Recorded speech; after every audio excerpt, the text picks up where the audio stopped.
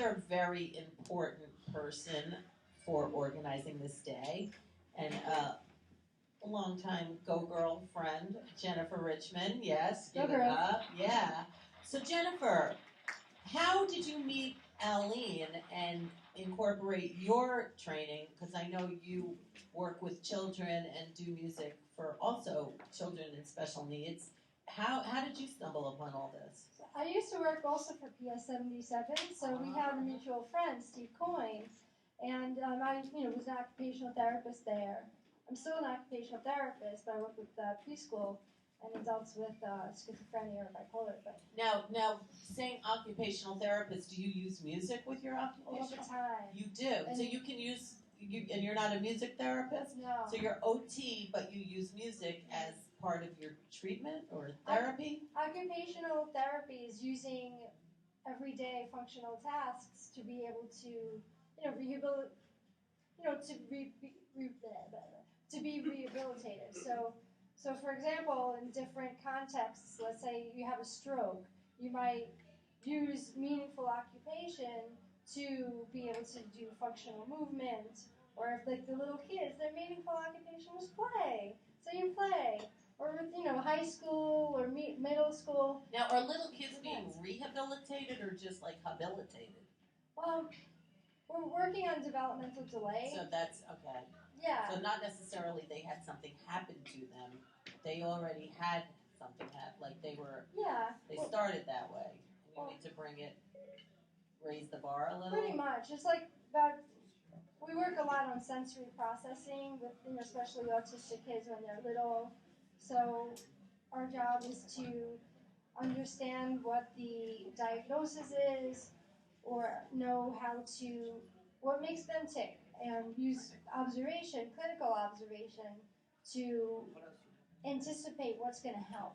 Now, do you find that when you use music that it increases the process, like? Huge. 2 weeks. I have 2 kids on my caseload who are about 3 years old, and last year, they really couldn't speak. They had very poor eye contact, maybe 2 minutes. 2 seconds worth of eye contact, if that. And I brought a guitar into our sessions. Within 2 weeks, they're starting to have good eye contact, and they're singing. And now they're from here to here. And it's just about motivation to connect with other people. And I've had kids who I've worked with more like 3rd grade.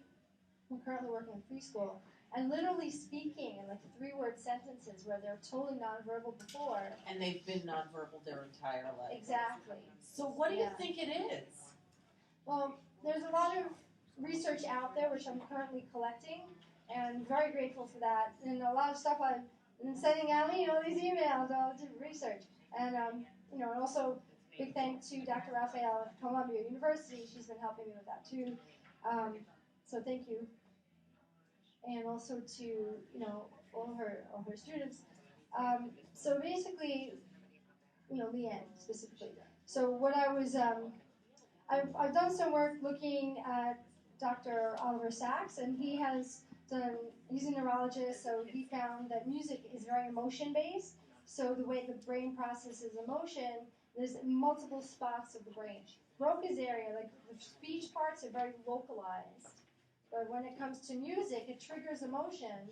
That's why you have Alzheimer's patients who really, they have very poor memory, but when you play music, they get it.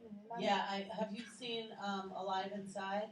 Have you heard of that haven't, movie? but I know you recommended it to me. I have to watch it. Yeah, it's Alive an incredible Inside. movie, and it's all about Alzheimer's and music, and that's how I learned so much about that part of the brain. That it's just music really is. I don't know. I think music saves me on a daily basis. I was just talking to Leanne yesterday, a student of Dr. Raphael, and she made a point that she's also a musician, so she's been using music as her experience as an occupational therapy student, and that when you're a baby, you respond to tone, you respond to.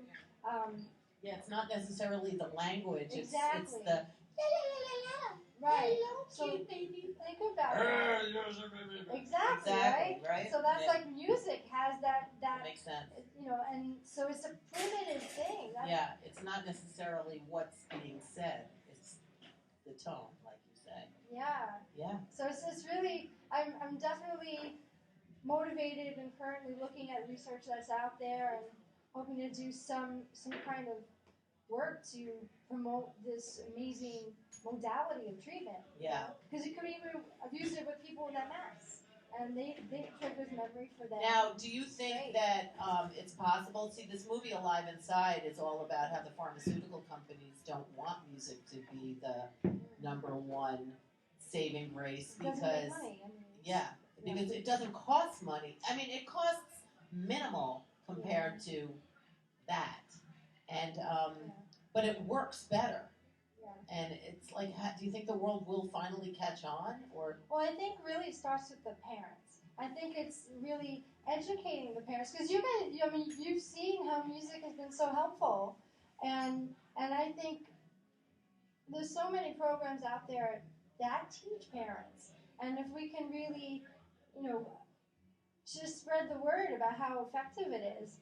Then so what would you want to do? Like, what would you do? Like, in a dream world, if you found a genie in a bottle and the genie said, you have 3 wishes to make this happen, what would it be? Well, the first idea that's been popping into my head is, let's say, adoption agencies. You're going to have a lot of transition challenges. So, using music, with them, just singing with them, playing with the guitar, and that's something that they can relate to, and then they relate to you. The kids, you mean? Yeah. And I've also found something really helpful. And, the severely autistic kids, you can play guitar with them, but do it in front of a mirror. Because then they start to see themselves playing, and they get a result. Like, wow. And then they're hearing, and they're successful in making the sound. Wow. And then they see you, and they see themselves. The mirror is huge for being able to start to identify with your environment. Wow. That happens first. You could do that in the mirror. I mean, kids who are literally... I have a quick story. There was a boy last year who I worked with. I love this kid. So sweet. He was like 3 years old. And he had no attention span. He would literally run from place to place, maybe not even know I was there. And it was very hard working him. We started just playing guitar, and then, brought it in front of a mirror, and then even just like looking at each other. Then he started to know me, and he started around. Now the boy is writing himself. He's 3. He writes, he reads, he tells time. He's a genius. I mean, 3 years old. He's reading like full sentences, wow. And I was wearing a shirt, like a breast cancer shirt, so like fight like a girl, and he looked at me, fight like a girl. Wow. Yeah. So you think this is all from music? No, I think it was able. Once you're able to communicate. Yeah, like once you can focus and like focus the mind to attend to being present, then you can grow. Then you can come out. I mean, what do you guys think? Does that make sense? Like when you be able to focus and know being the present, then like from a neurological standpoint, like the brain stem has to be there, like walking upstairs. If your brain stem is there, then your midbrain. Then once the midbrain, then you could do executive functioning. Oh, you can tell she went to school. Right, yeah, wow. Right? I don't know everything. Can you say it like, brain cell for dummies, like for people like me? Yeah, I know. Yeah, it makes sense. It's like A goes to B. You can't go A to X. Right. You have to go A, B, C, D, E, F, G, right? Yeah. So when you get the A, the rest can happen. Right. Yeah, and that kid got the A. Exactly. So it's really humbling. It is. It's miraculous in a way, but it makes sense when it works. Right. Exactly. Yeah, well, they're lucky. Yeah, it's really lucky that these kids do have teachers like you guys out there. And why can't the whole world be like, working together like this? I just hope it does, Well, you doing shows like this sure helps. Well, that's what we're about too. Yeah, I guess we're all here to make a difference and enlighten the world and celebrate people. Exactly. Well, we're gonna celebrate by singing some songs. And do you want to try a noodle, Jennifer? I'm gonna hold up. All right. She's I'll such a push a button chicken. then. All right, push a button.